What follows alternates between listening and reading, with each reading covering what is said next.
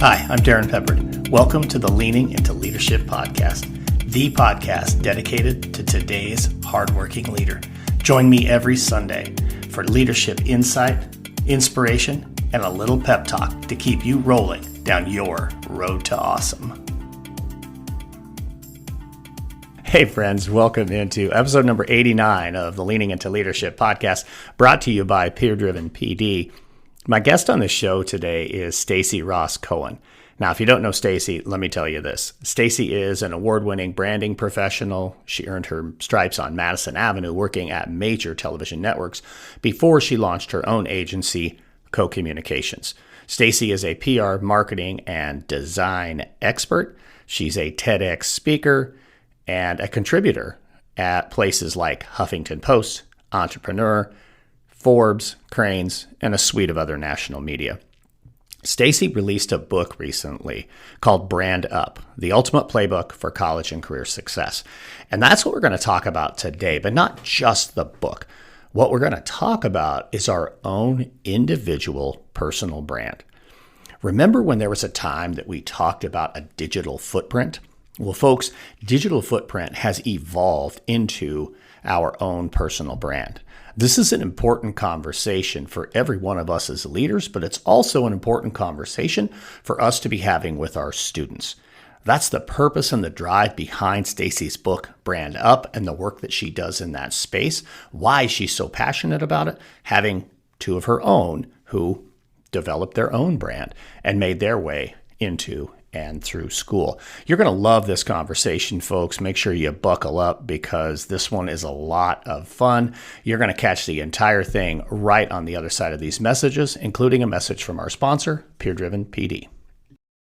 Hey leaders, teachers and administrators don't always see eye to eye. So it might surprise you that over 86% of teachers and administrators agree that we need more full-time classroom teachers leading our professional development.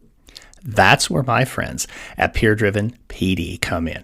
Peer Driven PD finds some of the best teachers in the country and documents their instructional strategies that work in real classrooms every day. And then they make the content available to schools everywhere. It's kind of like a masterclass, but for teachers. Imagine that. Your teachers are learning from other amazing teachers who, just like them, are gifted and passionate about driving student achievement. And if you've got your own superstar teachers who deserve some exposure, Peer Driven PD will visit your campus and film your own teachers doing what they do best and share it on the platform for their colleagues and everyone else to see. What a huge morale boost that can be for a district. And just so you know, Mike Alpert, who's the company's founder, has been a guest on this very podcast. Check out episode 49. Mike's a former teacher and administrator who has worked with schools from coast to coast. He really understands the need for engaging PD that teachers will appreciate. Look, I've seen this work firsthand. It's unique, it's interesting, and it's just what you need if your teachers want more out of their professional development. Visit peerdrivenpd.com to request a quote. Tell them the Leaning into Leadership podcast sent you, and they'll give you a free trial access so you can check out all of their content and decide for yourself. As well, they'll give you an additional 10% off your first year's subscription simply for mentioning the Leaning into Leadership podcast. Go to peerdrivenpd.com today. Again, that's peerdrivenpd.com. Hey Education Heroes, this is Kyle Hill, founder of the Recharged Family and host of the Exhausted Educators Recharged podcast. I want to tell you about something amazing that's happening this summer called the Recharged Family Back to School Virtual Bash. Our Recharged Family team is working to put together over 50 workshops provided by educational leaders from across multiple continents. The idea here is that we're all working together to help you and educators everywhere get ready for the new school year. And an amazing feature of all this is it's all going to be video recorded workshops. You can watch them all year long. Registration opens up on July 1st, and as long as you register before August 1st, you'll get everything for $10. You can register at rechargefamily.com. That's rechargefamily.com. Every one of us have a lot of inherent fears. We worry about things with our kids. The first time they get in the car and they drive away, man, I could still see that day like it was yesterday. We worry about their future. We worry about, are they going to get into the school they want? Or are they going to land the job they want? But then as individuals, we also have fears that aren't connected to our kids. Many of you know that a couple of years ago, I transitioned careers from 26 years in public education to being an entrepreneur, just poof, overnight. And it's exciting. And I will tell you, the people closest to me know that I say all the time, number one, I'm impatient. And number two, this scares the hell out of me. And my guest on the show today is going to help alleviate some of those fears. Stacey Cohen is the author of the new book, Brand Up, the ultimate playbook for college and career success in the digital world. And Stacey, number one, welcome to the show. Number two, this book is so much more than just a playbook for kids. Thank you, Darrin. And I have to tell you that I've heard that from many adults, that there are so many gems that they have taken from the book to apply to their own lives. And love your story about reinvention, which is so in line with this book. Yeah, it absolutely is. And, you know, I of course, I identify as a recovering high school principal. So as I'm reading this, I'm seeing two different pieces here. Of course, as a parent, as an entrepreneur, both of those spaces, and I will be giving this copy or getting another copy for my daughter, even though she actually has a business degree with a concentration in entrepreneurship. I'm still going to give this to her. She's really good at this stuff, but there's so many great pieces in here. But then the other part of my brain, that principal and superintendent that will never turn off, no matter how far removed I come from that career, sees every single kid needs this book in their hand. Our guidance counselors need this book in their hand. Our high school principals need this book in their hand.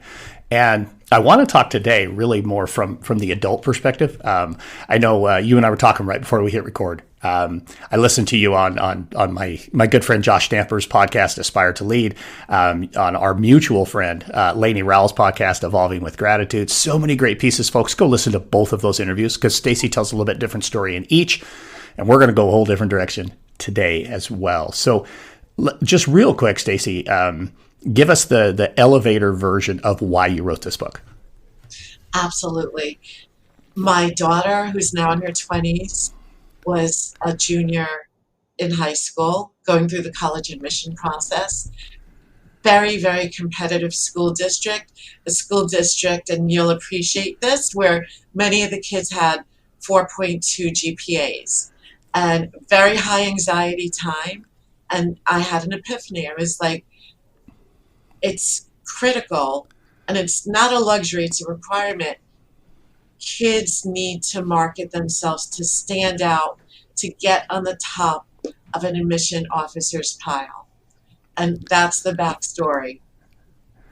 I love that. It was interesting. I've heard you say it a couple of times that, the average admission officer spends maybe 10 minutes on each application. Yes. And so every moment is gold.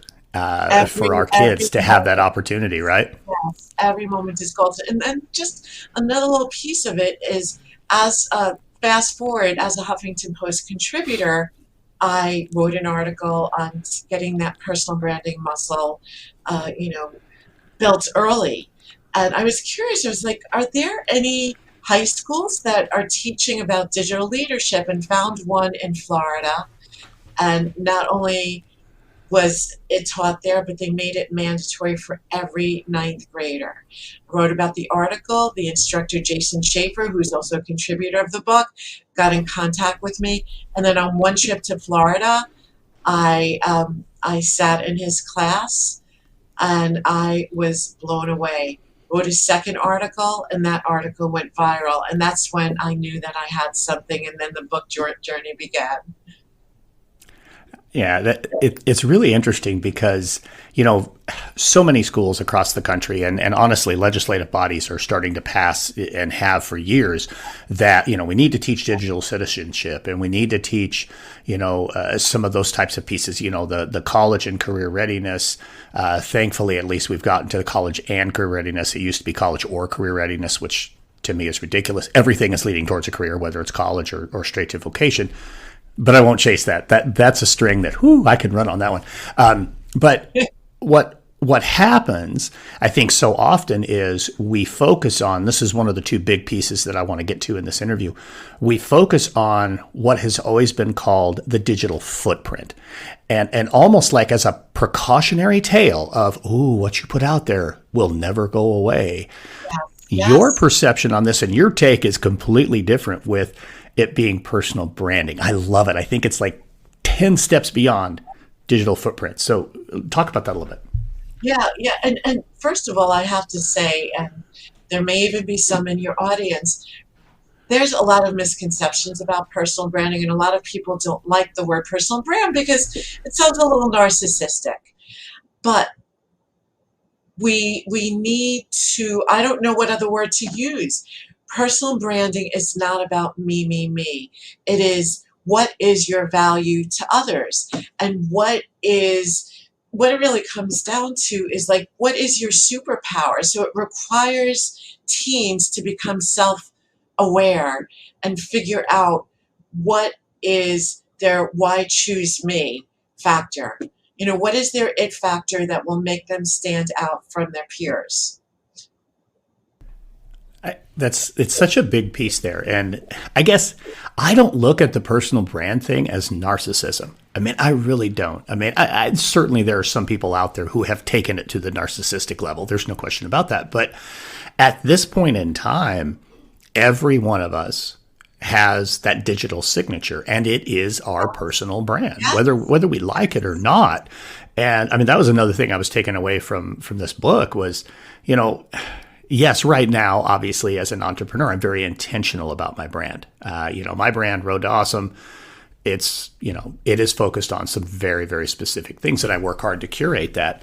But prior to that, I was building a personal brand. I just didn't realize it, and more people now are intentional with that personal brand. And, and again, I don't think that's narcissism. I think it's, where social media has taken us. Yes. And it's like, it's not a luxury. It's a requirement these days. And I love what you said, because I get out there speaking about personal branding a lot. One of the first questions I ask, who in the room thinks that they have a personal brand? And I have to tell you, there's maybe like 25% raise their hand. And I always say, no, everyone in this room has a personal brand. It's either negative, positive, or neutral. And so we all need to understand that and really figure out how can we build it in a very, and I love the word that you used, a very intentional and authentic way. Because personal branding is not being about who you are not. People can smell that a million miles away. It's about being who you are, but understanding, again, what is your gift that you have to give to the world. That's super important. And I think what it does, at least, staying with our high school age kids, or even our middle school age kids, to be perfectly honest with you, I think this probably should be in their hands too, is it gives us that opportunity to begin thinking about, who am I becoming? And I mean, even at my age, I am still becoming someone. I continue to evolve. We all continue to evolve, but our kids, especially, our middle and high school kids, the decisions that they're making and the things that they find interesting. And, even just, you talked about this on Josh's podcast about the LinkedIn chapter, which, by the way, I love the LinkedIn chapter. And I'm going to ask you in a couple of minutes to kind of coach me a little bit on LinkedIn. But the things we like, the people that we're connected with, it's like the people we're in the room with, but digitally, that's who we're in the room with. Yes. Right. You are so spot on. And I have to tell you, again, I have two 20-something-year-old girls, and I used to tell them when they were younger, and this is why I also have a chapter on networking. I used to say to them, look, you're both two very bright girls, but understand, in this life, it's not just what you know, it's who you know. So I think the chapter on networking is really strong. But also, to your point, I have content on, it's usually like exploratory kind of interviews are done in like for college kids.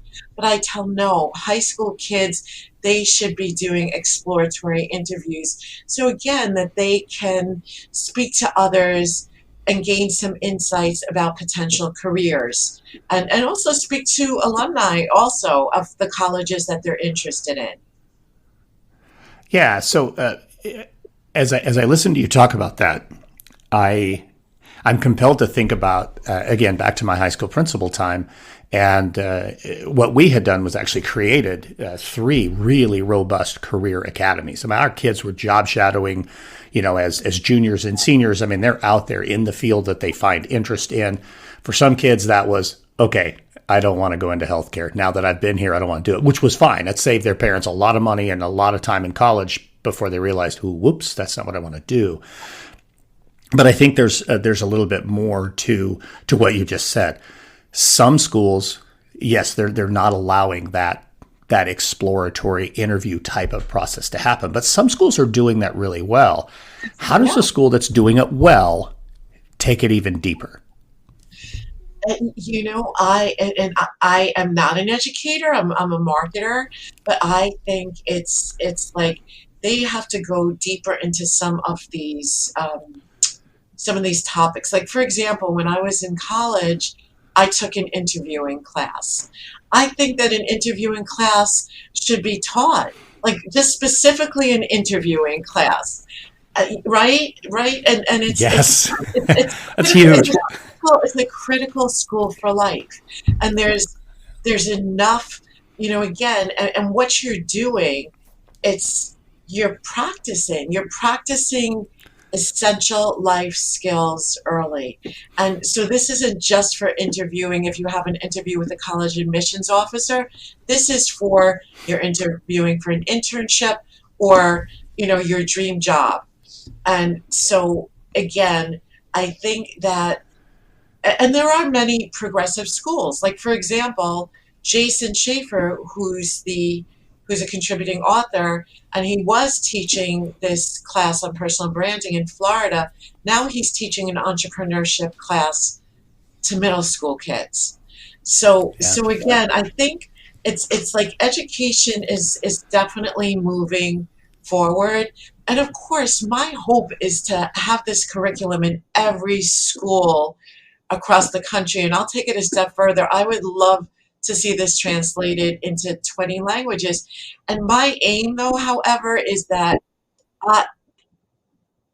I don't want this book just to be considered that it's for kids that want to go to the Ivy League schools. I want to level the playing field.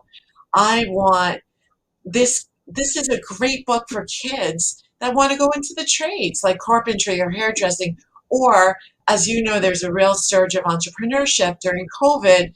A lot of kids started businesses. So it's also for kids that might want to take a gap year or two and continue on with their business and see how they can scale it. Absolutely. I think I love that you talked about the interview piece. I feel real strongly about it, and everybody that I work with, obviously as a leadership coach, I remind them we only get better with repetition. The more we do it, the better we get. And the same thing is true with interviews. You think about it.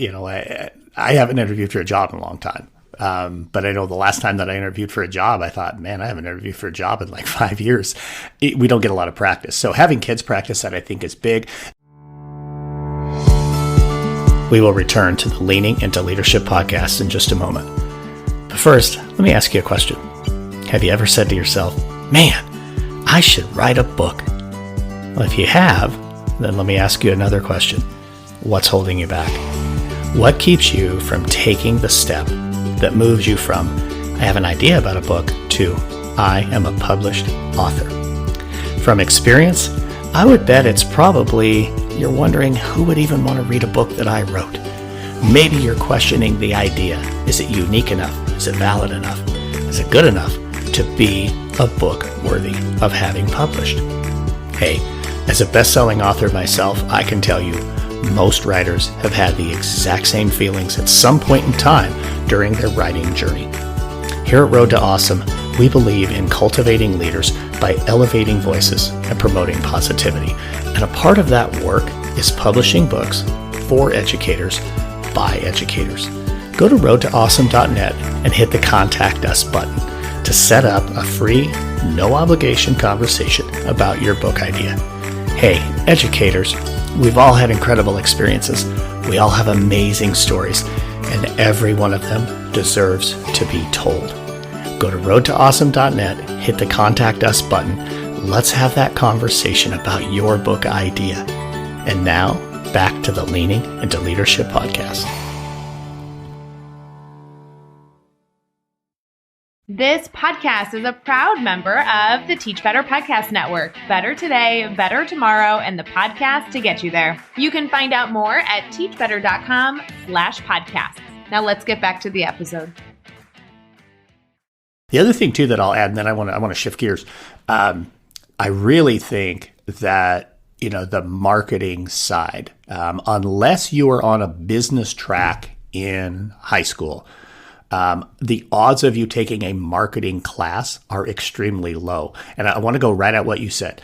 You talked about kids going into the trades. I used to tell our kids that worked in our fab shop, the welding shop, building trades, all that kind of stuff. Look, guys, you can go out and make really good money right out of the gate, right out of high school. But imagine picking up some business classes, being able to understand how to make that your own business, because you're going to put another zero at the end of your paycheck every single month by having your name on your truck. I love as that. a marketer. Yeah. Talk to me about that as a marketer. What Yes. what do we teach kids? What do we teach them about marketing? Right. And Or so what should we? Not what do we? What should we? And that's a great point, because again, it's like I have, as you know, a marketing agency, and it's really not that different whether you're marketing a product or a service versus an individual. And so what kids need to learn in school is there's basically 3 steps, and I'm not going to get that deep into them, but the first is discovery. So again, this is where you're becoming more self-aware, and you are figuring out your superpower, but you're also considering your target audience. Like, what is going to resonate with them? Because these days you've got to be a master of first impressions, but you're also asking friends and family what their perception is of you. So when you put all this together, you can crystallize, and I'm going to use a marketing term, but competitive advantage. Number 2 is development. This is where you develop all your marketing assets. So for some kids, and I highly recommend it, buy the URL, buy your URL name, especially if you're an artist or in sports, load up your website. This becomes part of the application process, but it's also your online portfolio. Every single touch point during the packaging, the development stage, you have to think about. And then the third and the last is delivery. How are you going to deliver it? It doesn't matter what age you are. Everyone is their own news channel. So it's like picking the right social channels that will resonate with your audience. And then, of course, and we could have a whole nother conversation about this, but the importance now of connecting with admissions officers, alumni, department heads of the schools that you want to go to, connecting with them on LinkedIn, liking their content, and building that relationship. Well, and again, I mean, it's people who are regular listeners to the show, this won't surprise them to hear me say this, but I mean, we're in a relationship business. I don't care what business you're in a relationship business. You may have a product, you may, like in the case of educators, I say it all the time, our job is to make little people a little bit better little people. But we're still in a relationship business. And so you've dovetailed me right into the second thing I wanted to talk about. And maybe this is a little selfish, maybe it's not, but I know that I have a lot of people that listen who also, maybe they have their own side hustle. I mean, anymore, everybody has a side hustle. Or they're actually wanting to be or have started into their entrepreneur path, like myself. So you just talked about, choosing the right social channels. I want to come to that, but first, let me ask you this. So you know my brand, you know Road to Awesome. You and I have had already multiple conversations, and let me ask the question this way. So, as I continue to build my brand, what are one or two really critical things? And I know this is in the book. By the way, folks, this is the book. Buy the book, please. This book is so good. But what are one or two things I need to be mindful of? And then we're going to go to, how do I make sure I'm on the right social channels? These are great questions, and I'm so glad to hear that. That's what I do. I know. I ask good questions. I know you ask really good questions, and by the way, that's one of your superpowers. So, kudos to you. And I'm so glad that so many of your audience are entrepreneurs. As you know, I started my first business when I was 14, and again, there is a surge of entrepreneurs, and we're in a gig economy. But to get to your questions, a couple of tips for you. And there's a lot of things you're doing right, by the way. Like having your own website. Having your own website is key. And for those in the audience that don't have a website, I highly recommend it. It builds credibility, it builds trust. And that's one of the most important components of branding. It's like, why should someone choose you? It's because they like, love, engage, and trust you. So by having certain marketing assets, that automatically builds trust. So let's just dig a little deeper on that. So the website piece. One of the things that I've learned over the last couple of years, certainly, SEO, search engine optimization, for those who don't know what SEO is, that's a key component in getting that website. You've already mentioned the URL. Obviously, I have roadtowasome.net. I also have Darrin.Peppard.com. Yes, I have my own URL. And your kid should have one too, by the way. I tell parents that they name their kid, make sure that the URL is available. I love that. I think that's so cool. I got to ask my daughter tonight, hey, do you own your URL? Because if you don't, you better make it happen. So just really quick on the website piece. So what are maybe a couple of things? I know that's one of the things you guys do with your company. What are a couple of things to be mindful of with that website? So the website, again, everything is about the messaging. People are not going to, as a matter of fact, I really like websites when they're more visual and tell stories. Video is really important. You've probably heard the statistic that the average American has an attention span of 8 seconds. So again, you've got to be a master of first impressions. The use of video is really key. And short snippets. You don't want a video that's like 5 minutes long. Nobody is going to listen. But, again, my mantra is add value, not clutter. So you've really got to understand your target audience and know what information are they looking for and what is going to be of value to them. But then you just said the word search. Search is really important. And knowing what the keywords or phrases to help support the organic component of your website and all content you put out, because these days you can optimize everything, including social media posts, your copy on your website, anything that you put out. The other part, which I am a firm believer in, is earned media. Think about it. When you land on a website or see someone post, oh, here's an article, they give a shout out to Forbes. Thank you for covering me on, my favorite topic, leadership. So think about that. When you land on a website and it says as seen in Forbes, or they're reading your bio and they see Darrin has been covered in Forbes and the New York Times, it's like that. Earned media is so powerful.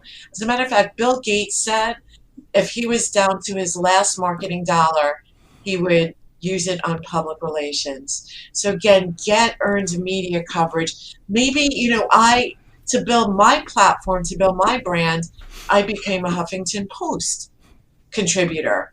And then I went to Thrive Global, and now I'm an entrepreneur. And so it's like everybody is a subject matter expert, as we know that you are. So you've got to get it out into the ether. And here's the issue. The challenge is that most entrepreneurs, they'll turn on the volume, walk away. Communications works best. There has to be a consistent drumbeat. That consistency is just such a key. And I know that's been one of the things that, as I've been, making my way through this journey, very consistent with the podcast and with the blog, still working on my social media consistency, just making sure I'm showing up every single day. I know that that's an important piece. So you and I just got on an elevator. We're on the bottom floor. We're going to the 10th floor. So you've got until we get to the 10th floor. So it's quick. How do I make sure I'm showing up in the right social channels and not just showing up in all of them? Because I know that doesn't work.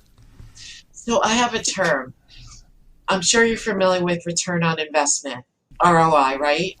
So there's a term, and I don't know if I coined it, I'm not sure, but it's I use it often. It's called ROE. That's return on engagement.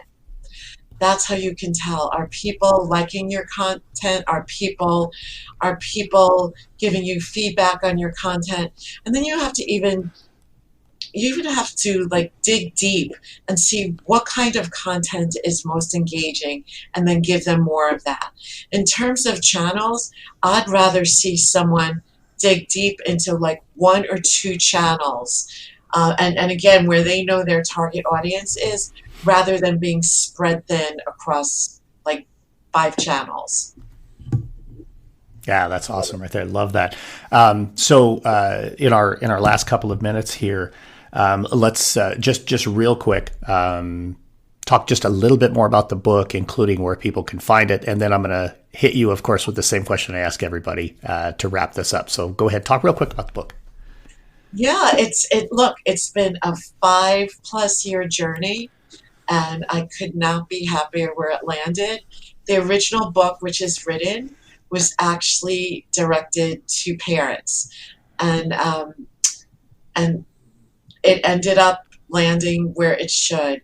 It's going to go to a teen audience, but the great news is, Darrin, is that I'm already speaking to the publisher about coming out with a book in 2024 for college age, early career. So the book itself, Brand Up, is meant to be a series, kind of like Chicken Soup for the Soul.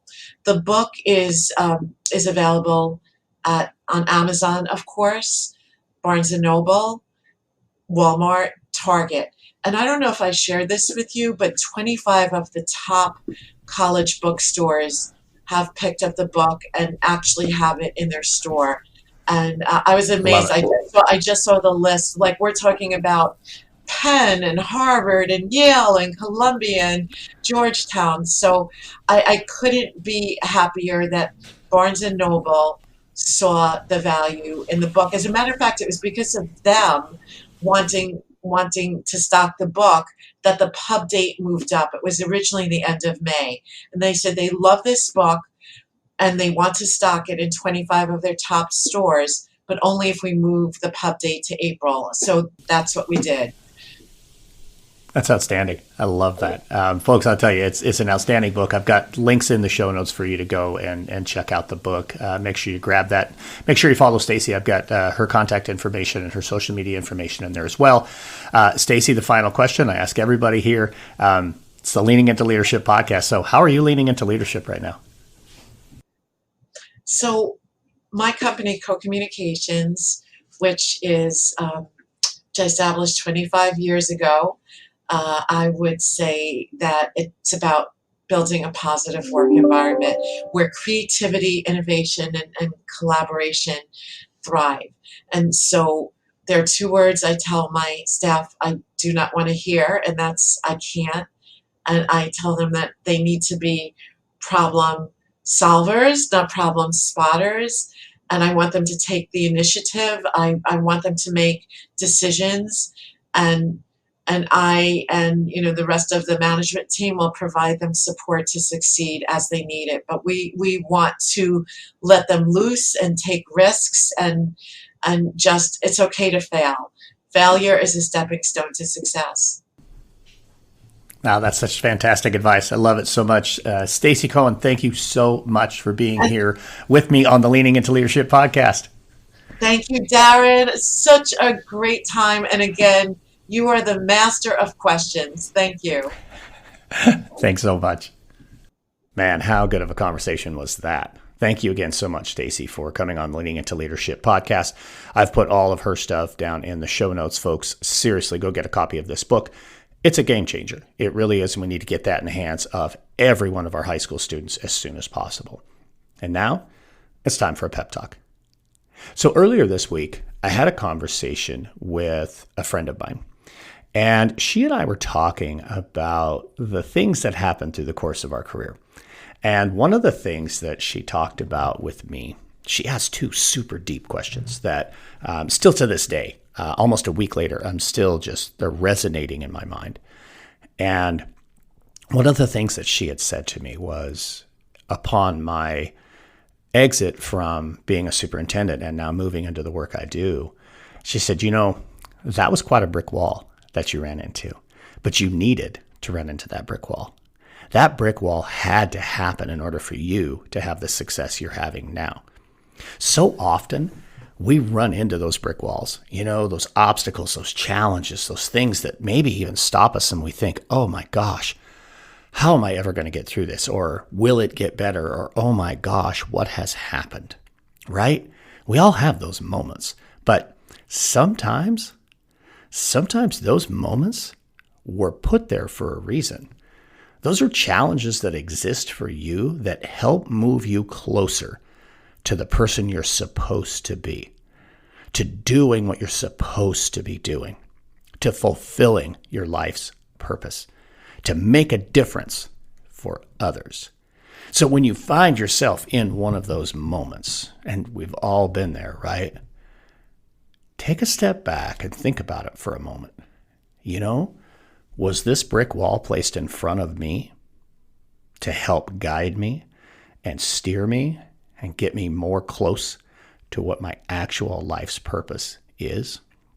Is this an opportunity to grow? Is this an opportunity to reflect? Is this an opportunity for me to come through this and on the other side be that much better? I hope you have an absolute road to awesome week. Thank you so much for joining me on Leaning into Leadership. Thank you for listening to the Leaning into Leadership podcast, brought to you by Road to Awesome. Don't forget, click subscribe, give a review, and share this with somebody who might also enjoy leaning into leadership.